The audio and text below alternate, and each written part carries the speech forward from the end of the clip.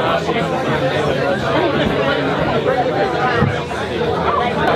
evening.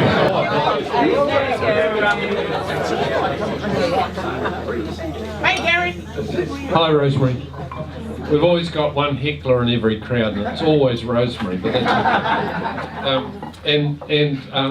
the glorious thing tonight is we've got two people, and I've said that we wanted to get them recorded for what they're doing or saying, and I'll turn that sound off in a minute. But right underneath them is John McCrone from the press. Isn't it wonderful? So as they drip and spit and carry sweat, it drips all over John. He'll realise the load these people are carrying on our behalf. Isn't that wonderful? But it's also great to have, in my opinion, one of the best journalists that the press has got.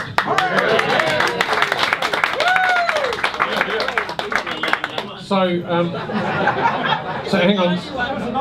hang on. Somebody said something else and I missed it, John. It might have been good. So it was really interesting during the week. You'll recall that I wrote, or for those of you that bother to read my Tuesday Club notes, I wrote about echo chambers, and I wrote ECO chambers, and my literary friend Evan Smith in the back row said that an echo chamber is Colin Merck speaking in a telephone box. I'm sorry Colin's not here to share the joke. So I will correct my spelling next time. But just before we get onto this topic tonight, one of the things that does worry me is a person that's really concerned about how we handle and move on from what we've experienced as a community and as a country in the last few weeks, is that there was a small group, well, I don't know how big it is, a group who are in an echo chamber, the far right, and those of us who are of a liberal disposition who want to actually make sure we address what they've experienced, we've got to make sure that we aren't in an echo chamber as well. And in my own family, and my two daughters were really upset about a cousin of ours who sent a Facebook message out saying, why is Jacinda Ardern spending our taxes on these people's funerals? And that's what a lot of people think. And I reminded her that that's where people prepared or under-educated on an issue and the depth of an issue, that's where a lot of them come from. And I've just read a brilliant book about a right-winger in America, a young guy, who was being led up to leading the white nationalist in America. His godfather was the leader of the Ku Klux Klan, and a young woman and a young Jewish guy walked alongside him at university and spent several years working with him, and he is now writing articles in the Washington Post and in the New York Times saying I had it wrong. And that's our challenge. And so I'm saying that one of the things that I'm going to turn to time and time again is how do we address this? So that's today's advert. One of the important things, a few weeks ago we had Chris Mackenzie and Cam Preston, who are both here, talking about the global settlement. And Chris identified a number of issues that he thought we got wrong last time. And Jane had written a summary, and I couldn't find it before I sent out the Tuesday Club notes this week. But I will distribute them later, and I must send them to you guys, because there were a lot of learnings there that we need to actually learn from. But this is really important that we do this in an open and a transparent way. This is really important that we as a city have all the right people talking to each other, and not just the negotiators, but people who would willingly join the exercise, and that we approach the Crown in a very sensible and resolute way, because the Crown's got a hell of a lot more people than we have on the other side. And I noticed my old deputy mayor over there nodding, because that's often the case when we went into negotiations with the Crown. It was hard work.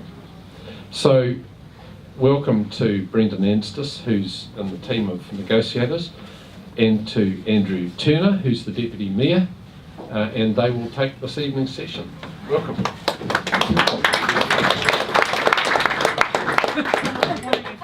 What's that? Where is the sound? Okay, there you go. Yeah, you might have to put it up and down. It's got their slow trimmers running.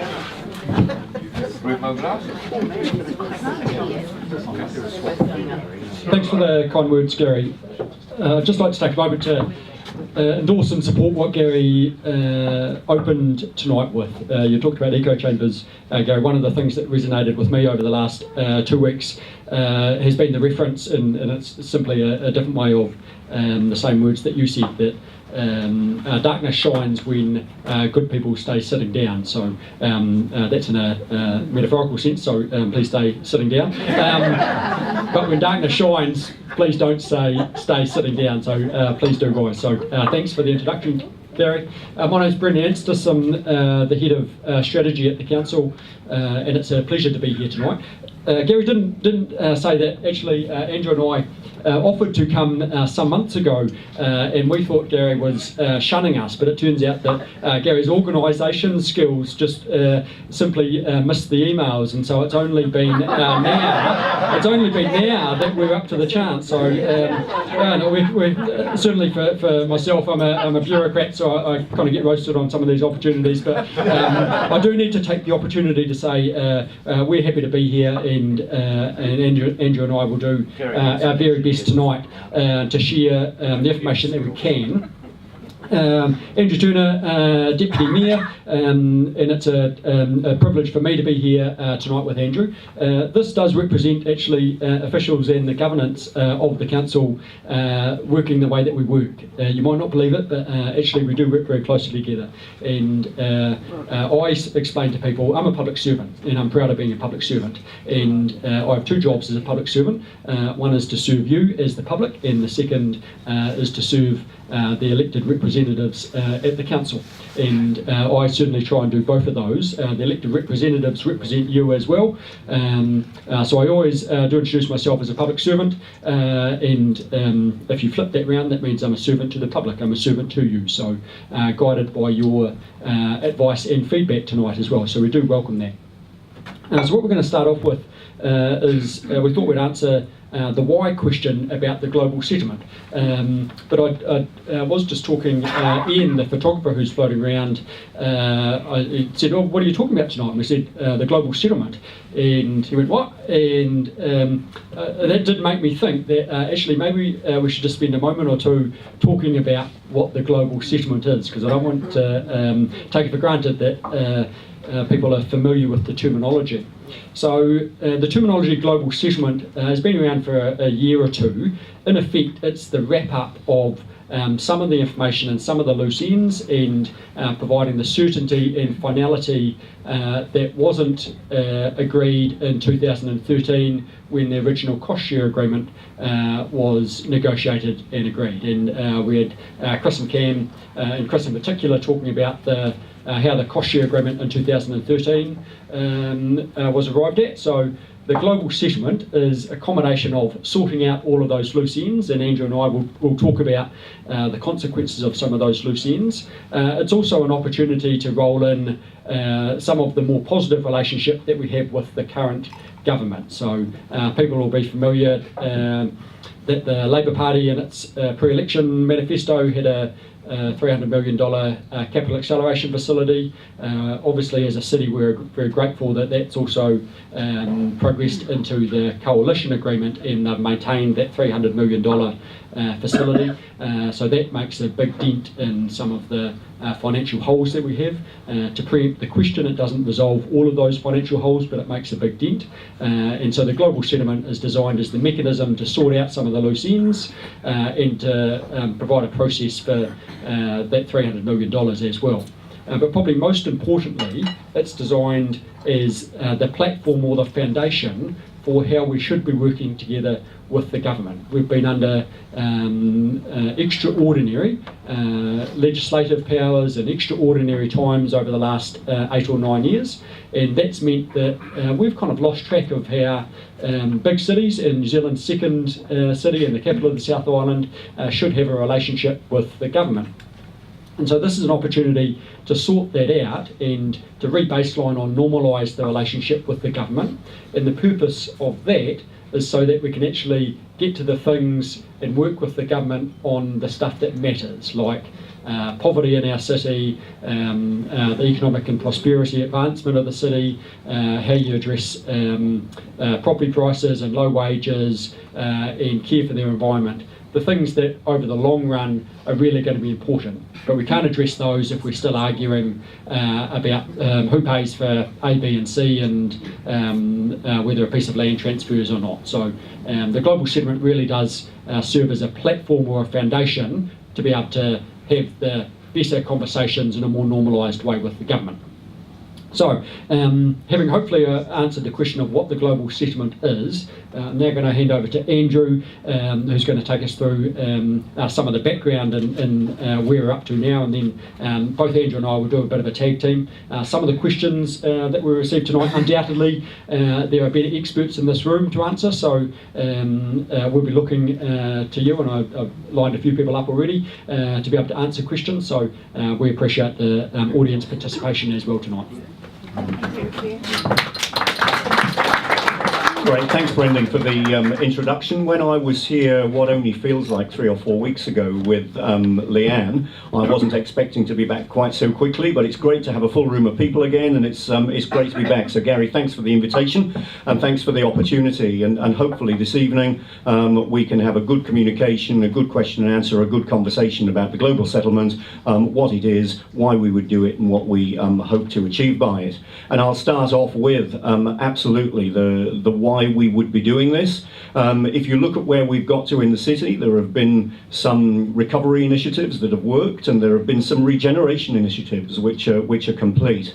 But there's a lot in the city that still remains to be done, and this is our opportunity to normalise our relationship with government, for Christchurch's relationship with Wellington to become the same as any other city's relationship would be with Wellington, and certainly on matters like housing and transport, and there are other areas as well, we would absolutely want that to be the case, so that we can be moving on from earthquake recovery and regeneration relationships and having normalised relationships with government. But if we look at the status quo for a moment, there are a number of aspects of regeneration in the city where there are delays, where there's uncertainty, where there's deadlock, and where there's frustration, where there are opportunities for private investment that can't or won't be realised until some of the public projects have got a greater degree of certainty than they do at the moment.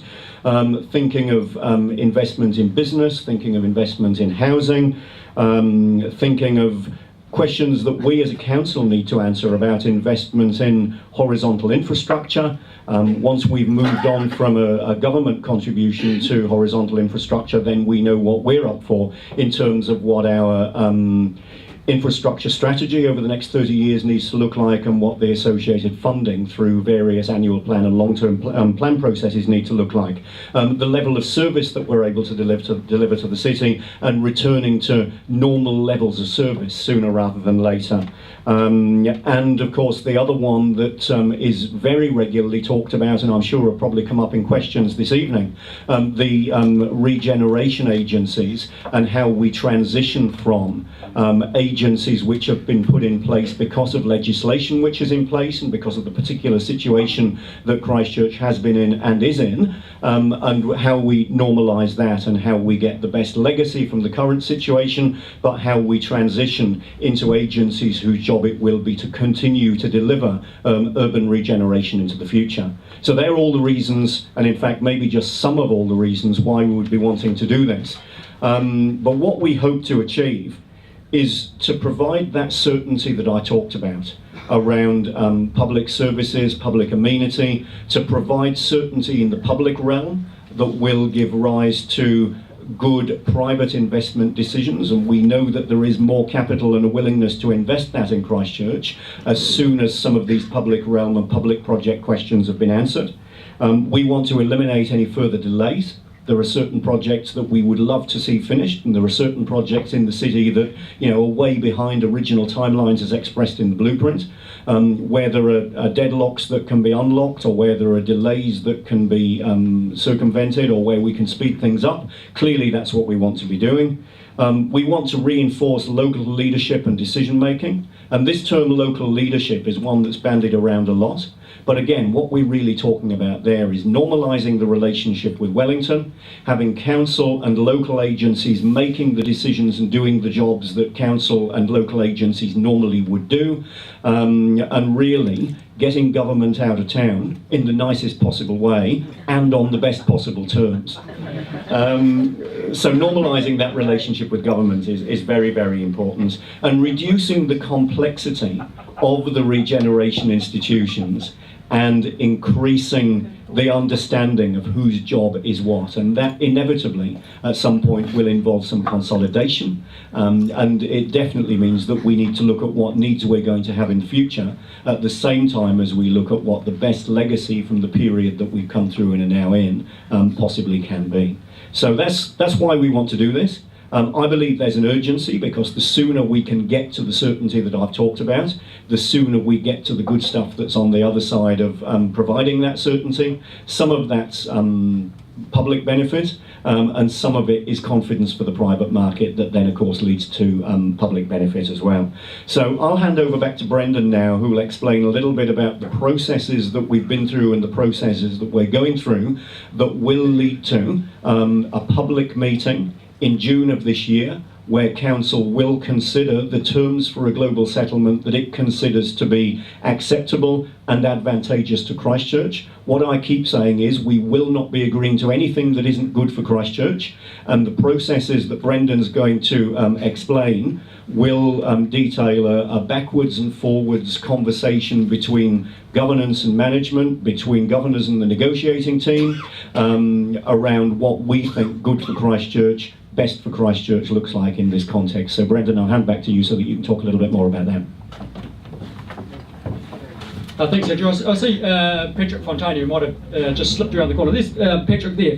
For people who don't know, Patrick's invested squillions of dollars across the city. That's a technical term, Patrick. But he's also responsible for, by and large, the precinct that surrounds us here. And so Patrick's a good example of one of the people that invested their own money in anticipation of what was the plan in 2013. And he invested that upfront in anticipation that the public sector collectively, the Crown and the Council, would build a stadium or a multi-purpose arena in the location that they specified, which is about a block from here. And so Patrick, I'm sure you would agree with me that unlocking deadlocks and providing certainty is what the private sector is after, and particularly the private sector that's invested already in anticipation of some of those anchor projects being provided. So Patrick, just wanted to acknowledge your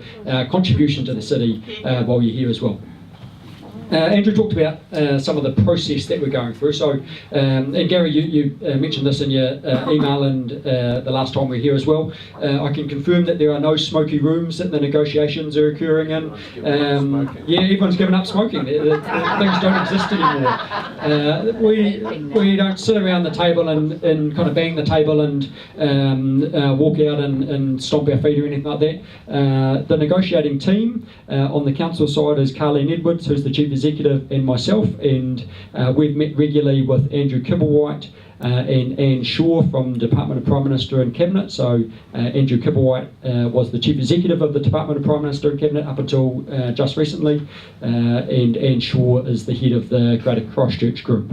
And we've been Treasury from time to time have been in that room. And so that's the negotiating team. We are supported on the council side by a wide variety of experts. So we've got a steering group that is made up of the chief executives of CCHL. So Paul Munro. Paul formerly was a partner at Deloitte and brings with him a wealth of commercial and due diligence expertise. Rob Hall, who's here tonight, who's the chief executive for DCL. Joanna Norris, who's the chief executive for Christchurch NZ. Did I say DCL there, Rob? I think I did. Joanna Norris and senior staff from within the council. And so the way that the process has worked is it started with a conversation between Andrew and Carleen and myself. And we started with the 2013 cost share agreement and said, what are the areas where we're stuck on? What are the areas where we might disagree with interpretation? And if our job is to provide certainty and cut through on many of those things, then we need to figure out a way, and inevitably that means a compromise either on both sides or on one side on some things, on the other side on other things. And that's the way that the negotiation has worked. But it hasn't been a kind of stomping negotiation. I've done a lot of union negotiations in a former life. It's been far more civilised than most of those, and we've actually worked very constructively together. And that's important because the way that we do these negotiations and the way that we leave the arrangements at the end of this are what we build on for, as Andrew says, the different relationship when the Crown's run out of town, I think were your words, Andrew, or the way that a bureaucrat like me would describe it, a more normalised relationship. So that's the way that the negotiations work. Officials have been tasked and publicly tasked by council. Officials have been tasked to present to council in a public session their best negotiated position. There's no decisions or agreements that are reached during the negotiations. We have no delegated authority or ability to agree to anything. So all of the decisions on the council side will be made by the full elected council, and they'll be made in public in June. All of the decisions on the Crown side will be made by Cabinet, or if the ministers have a delegation from Cabinet, by ministers or joint ministers. So officials are supporting and enabling the decision making of, on the council side, our elected council, and I'm very clear about the role there, that many times we'll give council advice and they'll make that advice better in their decision making, and that's their prerogative and that's their role. They'll sometimes not follow the advice of staff, and equally that's their prerogative and their role as well. And then staff implement regardless of our personal views, what the decisions of council are. And so on this one, very clearly, staff will give their best proposal, and then council will make a decision on it. So if I could allay anything tonight, it would be that there's no kind of backroom kind of white envelopes full of cash or brown envelopes or whatever the arrangement is now. I wouldn't be here if that was the case. Probably I'd be in Brazil or something, but there's none of that. We're doing our absolute best as officials to arrive at what we think are the best outcomes for Christchurch, and the Crown have committed to the same outcomes. They want the best decisions for Christchurch as well. So there's not a sense of trying to screw each other on these things. There needs to be compromise on both sides. We've just talked about how the status quo of uncertainty, of duplication, of limited progress on things simply isn't palatable. And I don't think you'd be here tonight if you thought that the status quo was the right approach. A couple of weeks ago, Cam and Chris talked about, and Cam in particular talked about in some respects, the strength of the council position given the 2013 cost share agreement. And Cam's right. So many of the council contributions are now capped in the cost sharing agreement. So for example, on Metro Sports, the council contribution was capped at $147 million. And on the stadium, the council contribution was capped at $253 million. However, notwithstanding that, we have neither a Metro Sports facility or a multi-use arena. So at some point we need to go, well, how do we unlock this and what's going to be necessary? So we don't think it's necessary to relitigate the council's capped agreements. We think that they are sensible and appropriate, and we've budgeted for those in the long-term plan and the annual plans. So it's not about the council tipping in more money to get these things over the line, but sometimes it is necessary to apply additional funding. So council have made the decisions to earmark $220 million from the Capital Acceleration Facility for the multi-use arena. The council has made the decision to allocate $40 million as seed funding for the Otago Avon River Corridor and $40 million to fix and improve the roading network and transportation across the city. And that's $300 million. And I kind of say that glibly, but man, none of us have ever counted to 300 million, so you imagine what that looks like in cash. You're astounded by some of the numbers that you deal with. But $300 million is never going to resolve all of the issues, but it makes a big dent and it unlocks some of the existing issues that we have. So we think that's necessary, and the council have already made those preliminary decisions.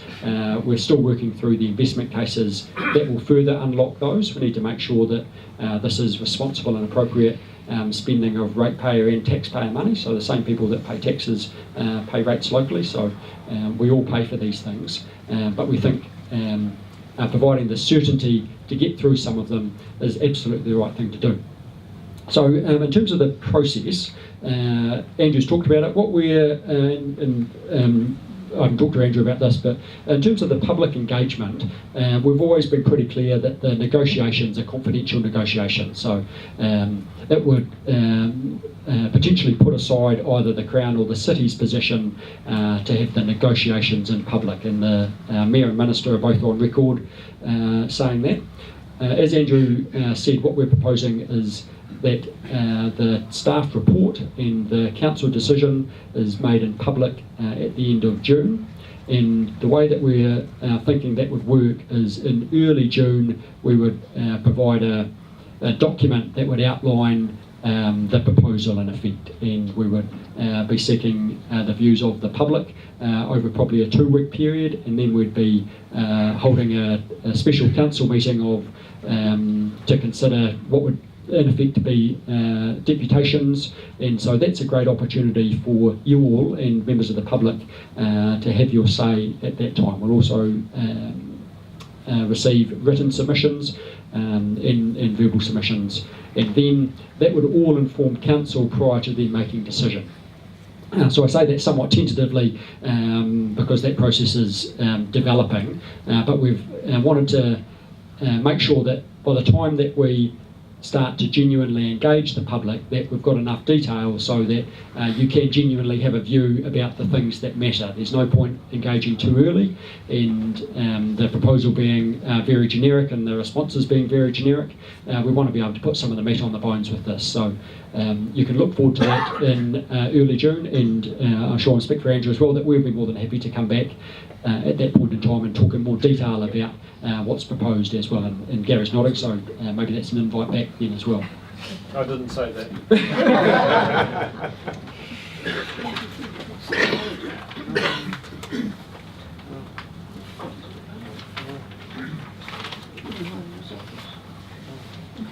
We can get some questions. Yeah, I just wonder, maybe just 2 more minutes, and then we should do questions. And actually, Gary helpfully or unhelpfully also provided some questions that we'll try and answer before you ask them, Gary. So just kind of reinforce that what we're trying to do is sort out the delays and the uncertainty, sort out the cost allocation, and provide some pointers for the institutional arrangements. And Andrew talked about a number of those. We're going to need to be realistic through these. It's a global settlement, so if you approach it and try and win every single argument, then you might be happy, but you're unlikely to reach agreement with the other side. So Leanne describes it as swallowing dead rats, and it's simply a matter of the size of the rat and the number that you need to swallow before you have a gag reflex. What you need to make sure of it is that the outcome globally is the best for Christchurch, and Andrew's mentioned it and I mentioned it. We are that is front and centre of the approach that we're taking. I wonder whether we answer some of the questions that Gary's put forward, and I'll paraphrase some of the questions, and you can all feel free to chime in as well. Is Otakaro Open River Corridor ownership on the table? Yes, it is. We think this is a 602 hectare fantastic opportunity for the city. This is an area that will take a generation to regenerate and develop.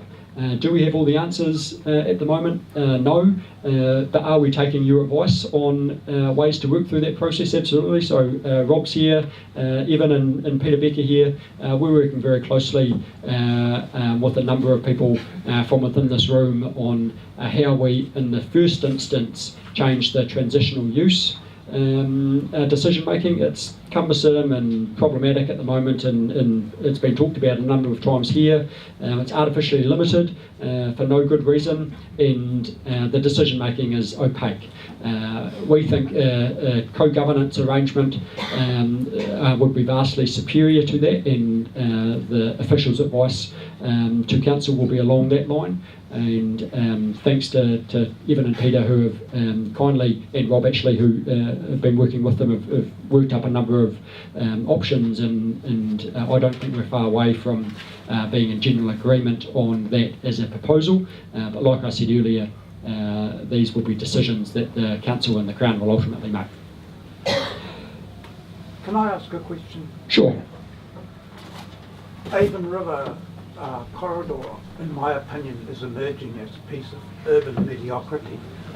In your jokers' words and pieces of paper, and so, do you have anything about innovation, celebrating contemporary culture and those sorts of things that would enliven a city?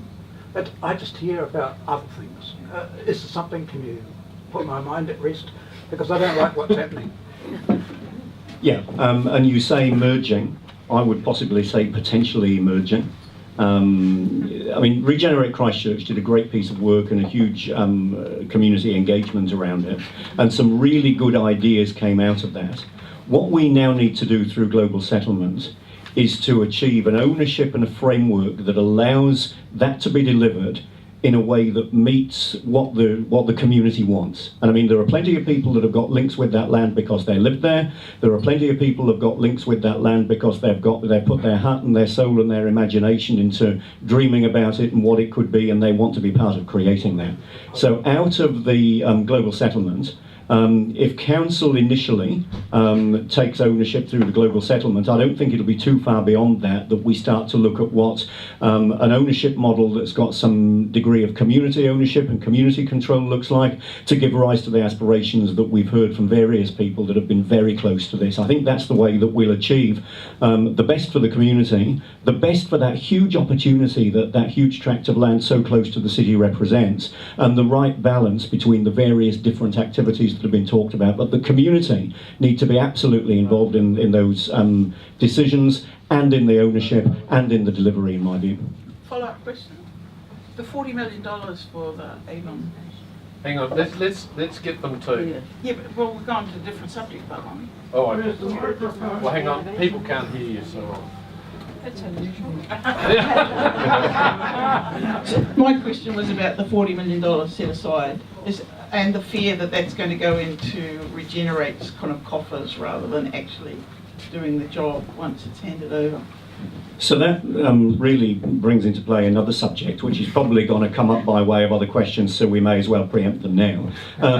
Regenerate Christchurch exists because there's legislation that creates it and that requires it to perform certain functions. There's been a lot of discourse recently around the role of Regenerate Christchurch, the future role of Regenerate Christchurch. Some have expressed that we should cut the funding and cut the role, and maybe Regenerate's work is done, and so so on.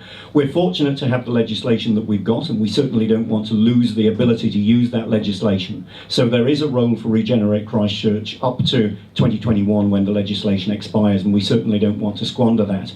But at the same time, we don't want to see repeated the same thing that happened at the demise of CERA, which was that there were functions that CERA held, and we hadn't, or they hadn't, transitioned those into any other legacy institution or any permanent institution after that. So there were things that just fell between the cracks. We've had that learning, we don't want to do that again. So we need to be looking at what the transition is of functions out of Regenerate Christchurch into other agencies like DCL or Christchurch NZ or the council, so that they can continue as they need to do once Regenerate Christchurch no longer exists, because there is no reason for the existence of Regenerate Christchurch after 2021.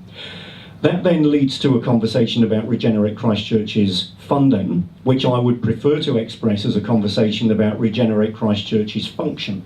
And we could say Regenerate Christchurch should and could potentially have a reduced and declining function over the rest of its life that would then lead to a reduced level of funding. Equally, we could say government have got funding on budget for Regenerate Christchurch.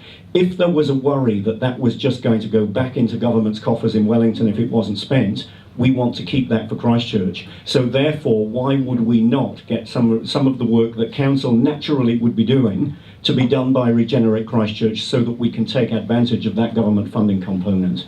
So a long answer to a short question. I mean, my view in the Otakaro Avon River corridor, and I think it would be shared by my colleagues, is that that work needs to be led by the community. The community needs to have a role, but that's not to say that Regenerate Christchurch couldn't be partnering in that space if they were funded to do it, particularly if some of that funding came from government rather than council, if it was national funding rather than local funding, because of course we don't want to be giving any of that away. But all of this remains to be seen. I would rather focus on the outcomes for the Otakaro Avon River corridor and how we best achieve that local involvement I was talking about earlier. Whether the public partner is council or is Regenerate Christchurch may be driven by where we can get the best value from funding that might be available from different sources. You go. Now crack on with questions. Right, questions? Yep. Oh, it's always somebody at the back. Excuse me, everybody. Get a drone and fly. We've got Evan instead. Oh, right. Yeah. Maybe a year ago or so, Megan Woods was here, and she said she had the powers under the whatever act to change the nature of land ownership in the red zone, and she could do it quite quickly. What's the council's view on how that, if that's a good thing, if they still support it, or how it might happen, if it was desirable? So the land ownership is currently with Land Information New Zealand, LINZ, which really is just a holding ownership. It's just that they're the government agency that has that at the moment. I think definitely there is a need for transfer of ownership, and Brendan certainly I think would agree with me based on work that he's doing. But there are a number of steps we need to go through before we can achieve that. One of which is on what terms will ownership transfer. I wouldn't imagine we'd be looking at a situation where land would transfer at market value, and I wouldn't even want to begin to guess what market value might be. So the value that you attribute to the land, if indeed you attribute any value to it, is one part of that conversation. And then of course the land is still in many small titles because it was occupied by many different owners in the past. So that needs to be resolved. And the voluntary buyout offer, the red zoning mechanism, was something that was driven by government. We take the view that it's really government's role or LINZ's role to sort that out before the land transfers. We don't want the responsibility as a city, regardless of which entity, whether it's the council or whether it's a new trust or some other entity that ends up owning that land. We don't want the responsibility of sorting out all those little titles and all of the expensive legal work. So our expectation is that when it transfers to us, it would transfer with all of that work complete, so that then we can look at future use. That's great. There are people like the tiny house people who who were looking at other models of ownership. What's the council's view on all of that stuff? I guess I refer you to my comments about community-led projects, and if there is a project which there is a desire for in the community, and where there could be some educational aspect around, tiny houses or removable houses in some areas that might be flood-prone in the future, or where there might be a need for a different future use, they're all conversations that we absolutely would be open to. I mean, we've got that great opportunity of all of that land which needs a future use, right on our doorstep, so close to the city. It's a unique opportunity, and we need to make sure that we make the most of that. But we also need to make sure that the uses of it are what the community wants and what the community supports, so that we get the best opportunity from that advantage. And that, if that's tiny houses, if it's removable houses, if it's things that we haven't even thought of yet, we need to allow the opportunity for those things to occur. Just as a small point of accuracy, or just trying to define that, the 40 million that's earmarked for the corridor is in actual fact 40 million less the administration costs of the acceleration fund, as I understand it, and that, according to the minister, is capped at 1.5 million. So it's effectively 38.5 million for the red zone corridor rather than the 40 million. Thanks, Evan. Of the 300 million, the city was screwed up to a maximum of 1.5 million for administration costs. You're right on that.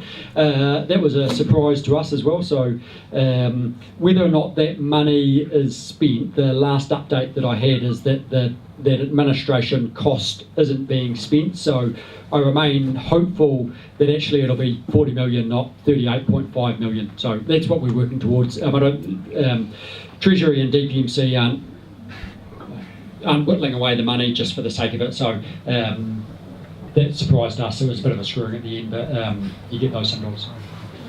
And that 40 million or 38 million or whatever it turns out to be will only be the beginning of a larger amount of spending, which is going to need to occur over a far longer period of time in the former residential red zone. Once we know what the likely uses are going to be, once we know what the likely outcomes are going to be, once we've set up the ownership body, once we've got a decision-making framework in place, then obviously council is going to need to look at what it needs to put in future long-term plans and annual plans, but equally we're going to be looking at what other partnership opportunities there are and where other funding can come from as well. So the 40 million is only the beginning of what inevitably will be a far larger amount of funding, and the global settlements is only the beginning of what will be a far longer conversation over a far longer period to work out what the best opportunities from that residential red zone land can be. Andrew, Cam in the corner here. So, in summary, what you're essentially saying is transfer the land to LINZ, use the regeneration powers to sort out the titles, and then ownership would ultimately land with the Christchurch City Council. You've got 40 million, but really there's no plan to fund the rest. And isn't the global settlement negotiation the prime time to be sorting out the question of the rest? Question mark. That's his first question. That's first question. I'll throw some other quick questions at you. Yeah, no, that's all good. The global settlement is the starting point for looking at what happens, or is the next stage in looking at what happens on that land. The 40 million is the amount that came out of the Capital Regeneration Acceleration Facility. So that's what we have agreed with government through the conversations we had around that particular facility. The value at which the land transfers obviously is a part of that as well, the value that you attribute to the land. The ownership structure, as I said, is a huge part of how we give aspiration to the various projects that have been talked about, and quite possibly some that haven't been talked about or even thought about yet. But there will be a need for council and possibly others to fund those projects, but it's very difficult to talk about what funding might be required until we know what the projects are going to be, who's going to deliver them and how they're going to be delivered. But yeah, this is the beginning of a far longer conversation about land use, about funding, about ownership, and about how we deliver some of the excellent projects that are already been talked about. horizontal infrastructure, 3 waters and roading. Did we get stiffed by the Crown or not? Opinion.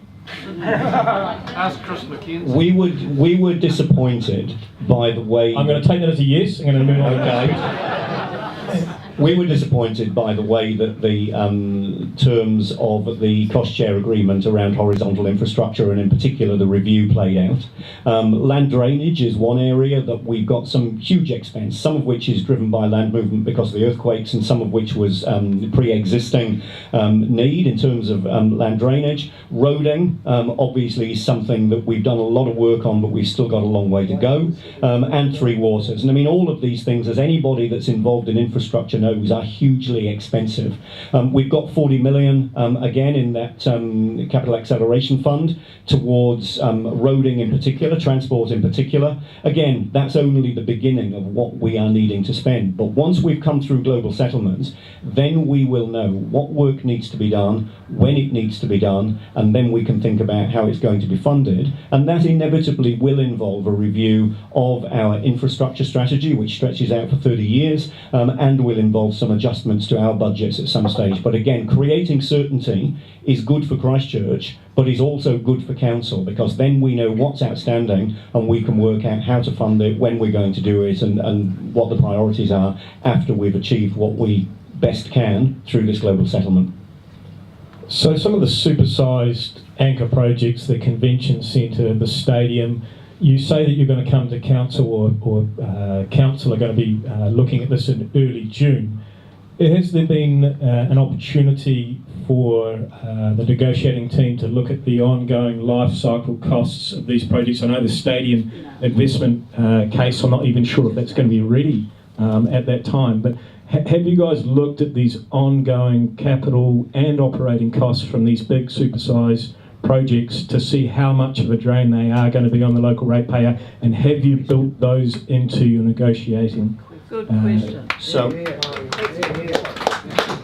all of that equals due diligence, and we will not be making any decisions about anything unless we've got all the facts that we need in front of us when we make those decisions.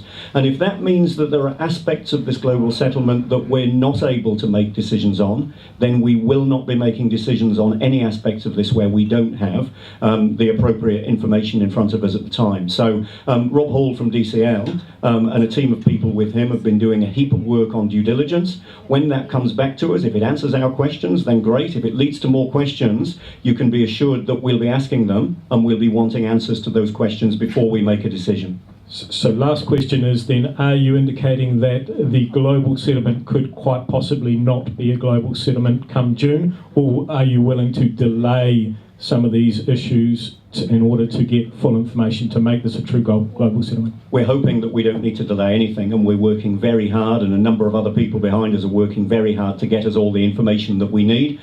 You imagine something like Te Pai, the convention centre, and all of the different bits of information that we would need around that. Operating costs, not only in the immediate term but into the future, details of the operator agreement, what it would cost us to run that operator agreement, what any alternative might look like.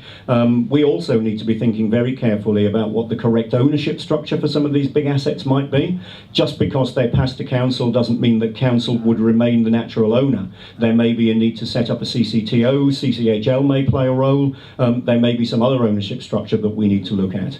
And at the same time, we need to be looking at tax implications, depreciation implications. There's a whole lot of work here. Anyone that's ever bought a house knows how there's a whole heap of due diligence to do there. Anyone who's ever bought a commercial property or a business knows there's even more. Can you even begin to imagine what we're working through when it comes to convention centre, stadium, metro sports and so on? But you can be very confident that we will do all of the work that we need to do and have all of the facts at our fingertips before we go anywhere close to making a final decision. I've got a question that just adds on from that. We had a brilliant presentation here last year by Brian Pearson, who was the last guy to run a convention centre and stadium here. Can I ask a question? Has he been consulted? I think you know the answer, Gary. I think I know the answer. That is appalling. And that's the point that I would make, that in fact We've got people in the city who could add huge value to these negotiations, and they are not in the room. And I think that that is the point that I would like to, and that's the point that Chris McKenzie made last time. We had the wrong people in the room, and it's not undermining anybody who's in that room. It's just that Brian Pearson struggled to make a $20 million convention centre pay. And he stood here, the front of this room, and told us the issues we should be dealing with, and no one's talking to him. And that's appalling. So, Gary, I absolutely agree. There are resources in this city that we need to make sure that we're using all of those people that are passionate about Christchurch, that we're using all of the resources that we've got and all of the knowledge and experience we've got in the city to best advantage, so that we do get the best deal for Christchurch by using the best of Christchurch to get there.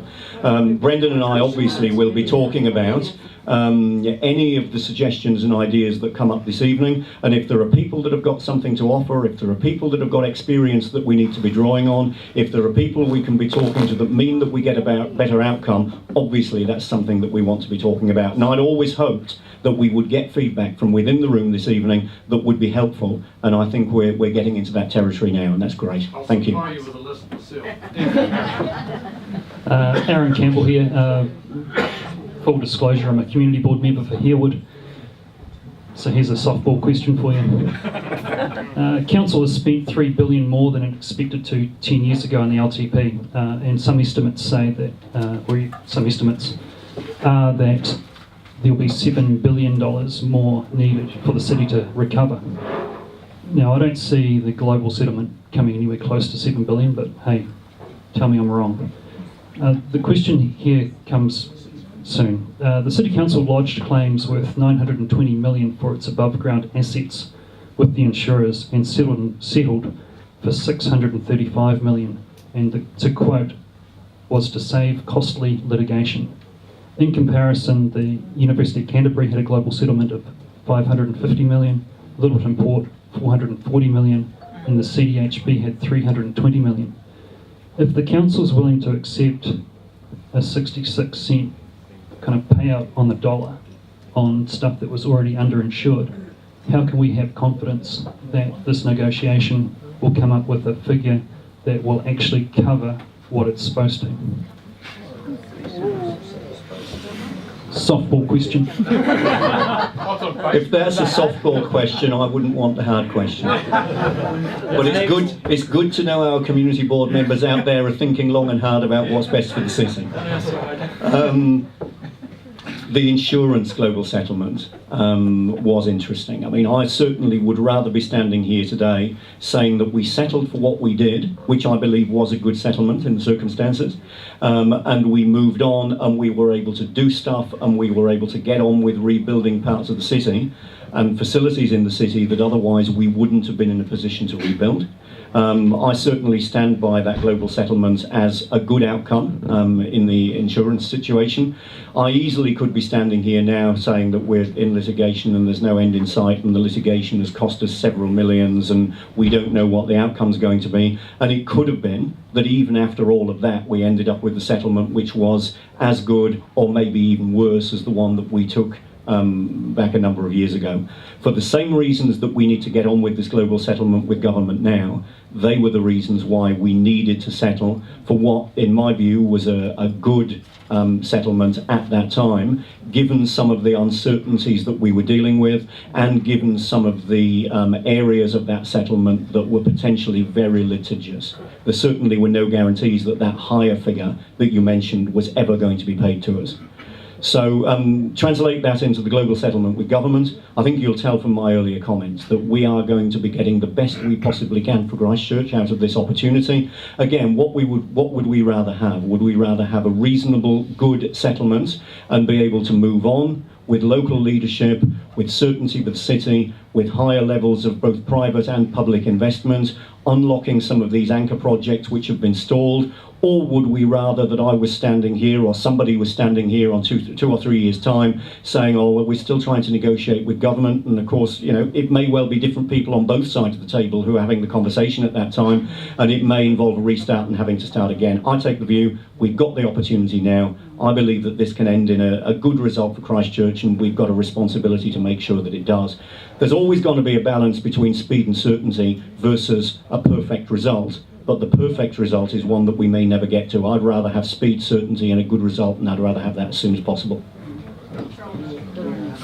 Okay, I'll just reinforce what Andrew just said. Peter Gunsel did a very good job for Christchurch in that insurance package.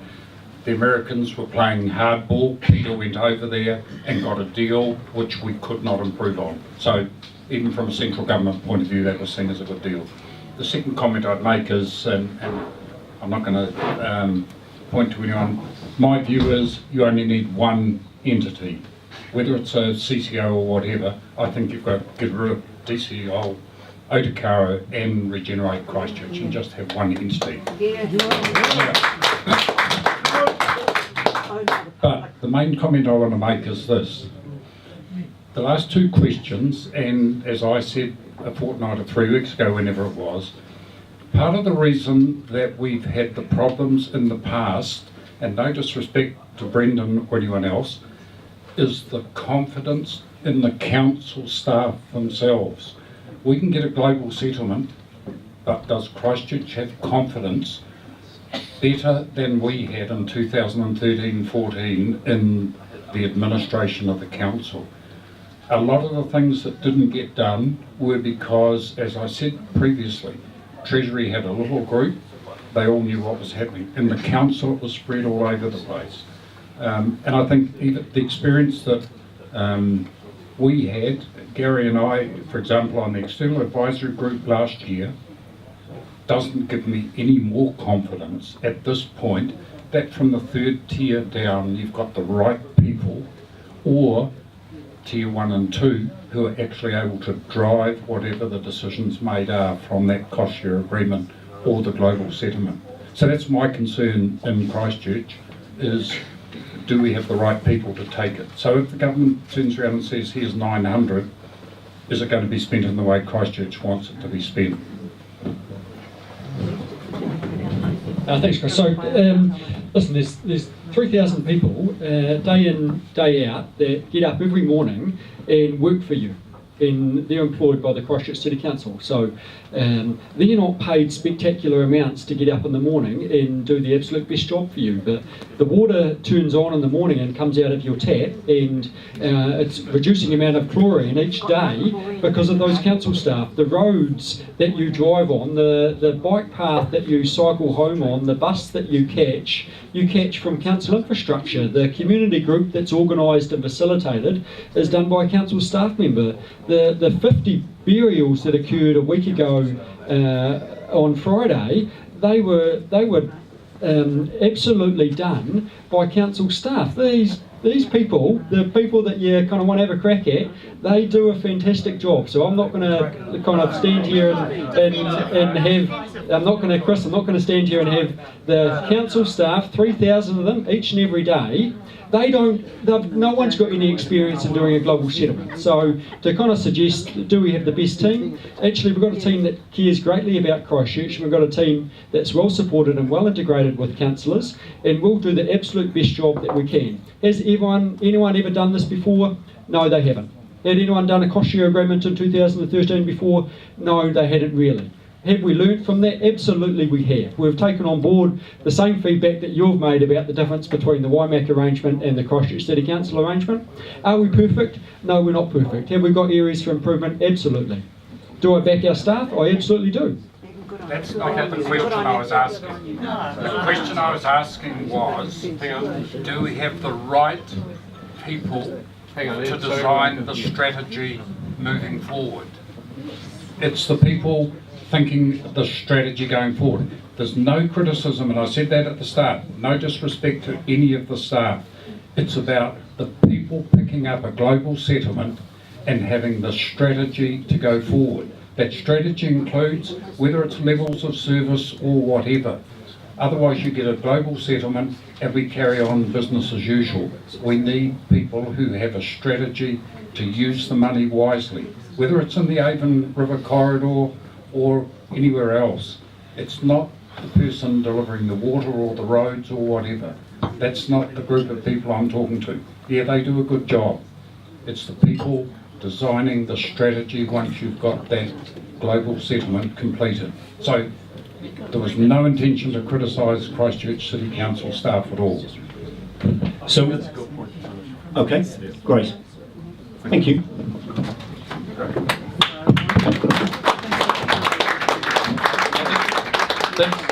That's a good point to finish on, because I think this, the way we've been talking tonight, this is an open debate. This is an open forum, and I've felt reassurance tonight that it is open. I need to actually have these debates, and it gives me great hope that the sort of conversation we've had tonight we can keep having, because that's what the Tuesday Club's about. It's about a forum, a debating chamber. It's about a place where people can raise issues, we can holler and shout at each other, and then go across the corridor and make some money for me. So anyway, I'd just like you to thank our two speakers tonight. That was terrific.